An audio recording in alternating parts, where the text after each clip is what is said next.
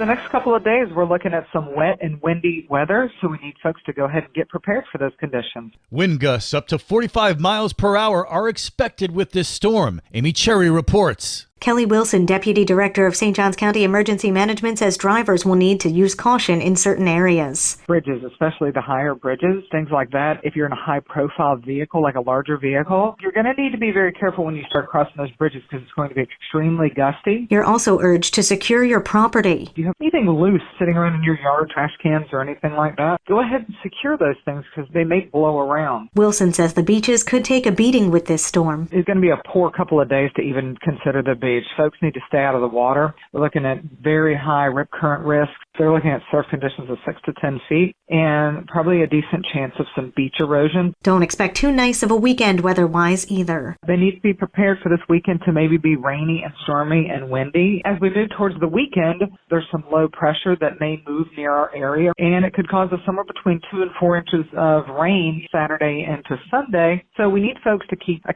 careful eye on the forecast this week as we move towards the weekend, and we will make sure we keep folks up to date. To stay in the know, you're urged to sign up for severe weather alerts at alertstjohns.com. For St. Augustine's Local Morning News, I'm Amy Cherry.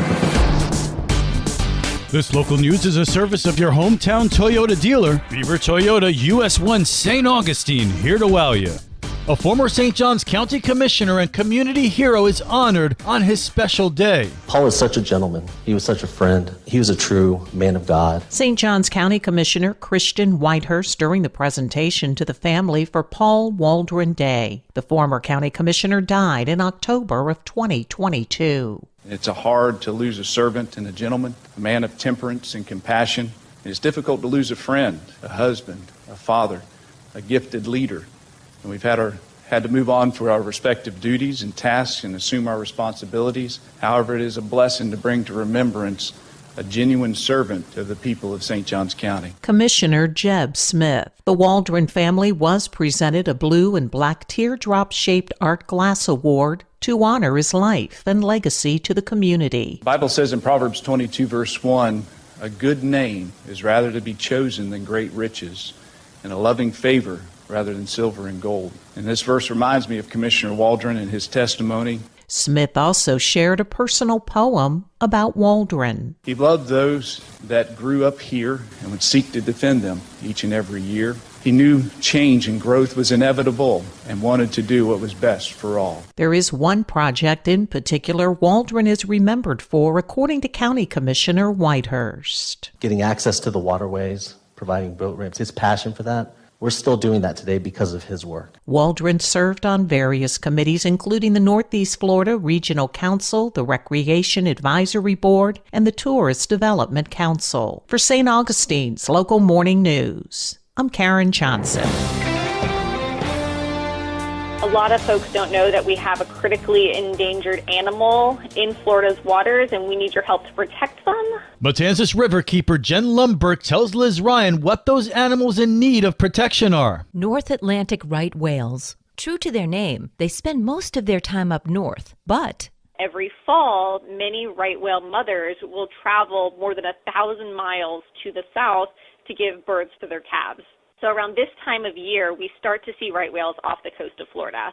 Unfortunately, if we don't make some changes, there is a chance that our children won't have the opportunity to see right whales because North Atlantic right whales are critically endangered. There are less than 350 remaining. What's the number one threat to right whales?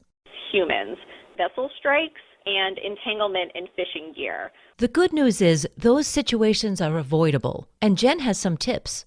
Go slow. That gives you time to react if you see something in the water, whether it's a whale or some other object. Post a lookout. Keep an eye out for whales. Look for black objects in the water, unusual or persistent white water, or splashes. Another tip is just to avoid boating in the dark or during other times when visibility is poor or when the water is really rough. If you see a whale, slow down or put your engine in neutral and slowly leave the area. But it's not just boaters that can do their part to help right whales. Because these whales come so close to shore, they can often encounter jet skis or paddle boards or even drones. And it's important that people never pursue a right whale. And finally, we encourage folks to report whale sightings and collisions immediately to the U.S. Coast Guard on Marine VHF Channel 16. You can also call 1-877-WHALE-HELP. For St. Augustine's Local Morning News, I'm Liz Ryan. And now you're up to date with St. Augustine's Local Morning News. I'm Rich Carroll.